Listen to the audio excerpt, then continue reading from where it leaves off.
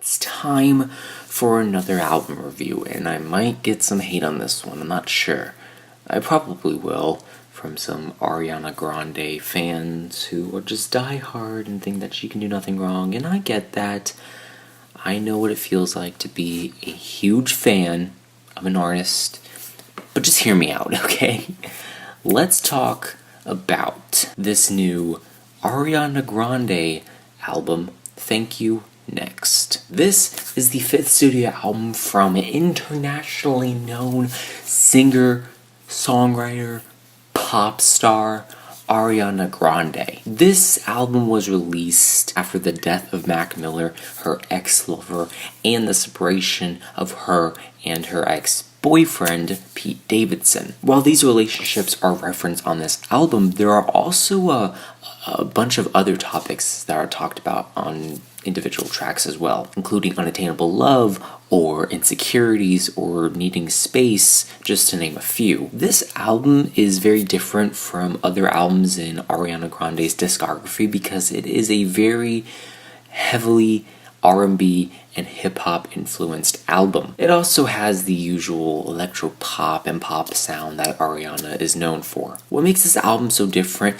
compared to her previous releases is just how personal this album is and how many different risks she takes on this album. Most of them work in her favor, but however, there are some points where Ariana kind of goes a little too far with these risks and kind of nearly butchers a performance. Sometimes she might rap too much, or sometimes she just might not sing at all, or sometimes there's just kind of bland production. Her natural singing voice is incredible, there's no doubt about that, and I wish she would have used more of that on this album. Some parts of this album include Ariana singing with almost little to no emotion on each track, and it's kind of upsetting because I know Ariana Grande, she can use her voice as a medium for displaying her emotions, and she does it very well. She's done it on her previous albums. There are some songs on this album that at the end of it I was wanting more. Sometimes she just doesn't use her vocals to help the track,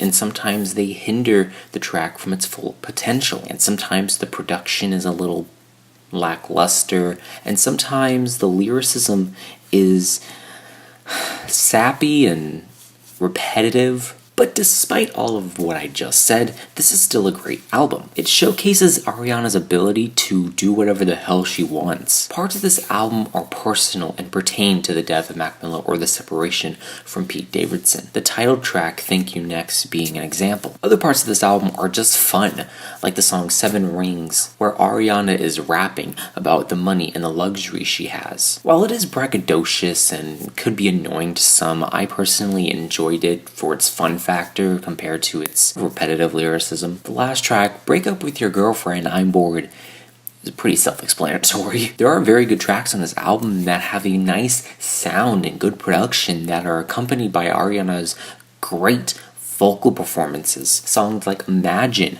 Bad Idea, Ghostin. Her singing ability is showcased on the song Bad Idea. This track includes some beautiful strings near the second half of this album that, while to me sound very nice, they also sound like they were an afterthought. They really kind of were just put in there to kind of make the track have a little more taste to it. It does not deter from the greatness of this track, however. It's still an enjoyable track if you just kind of forget about that. Previous songs I mentioned, like Imagine, Bad Idea, Ghostin', they have very exceptional and clean sound to them. However, there are some tracks that have some very sappy lyricism and some very repetitive lyricism as well. Like what I said previously with the song 7 Rings, it could be very repetitive, and the song Thank You Next, and especially the song Makeup.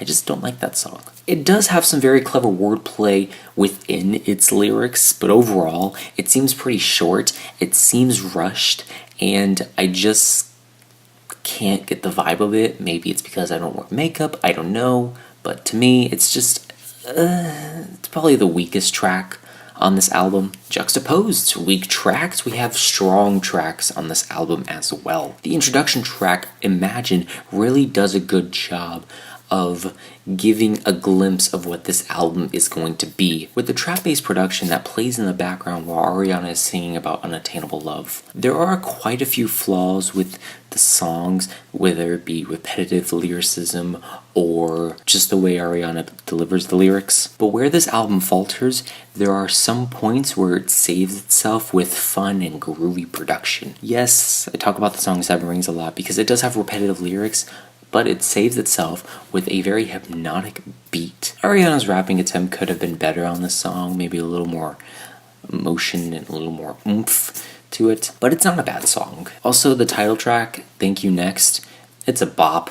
There's no denying that. It also has a hypnotic groove to it that either makes you want to sing to the lyrics or makes you want to dance to the beat. I came into this album thinking it was going to be kind of rushed, haphazard, and just kind of overall weak, but I was pleasantly surprised that that's not the case. However, there are points where I do think that sometimes it does feel a little rushed, or sometimes it kind of was put together at the last minute. But overall, I'm not really disappointed in this album.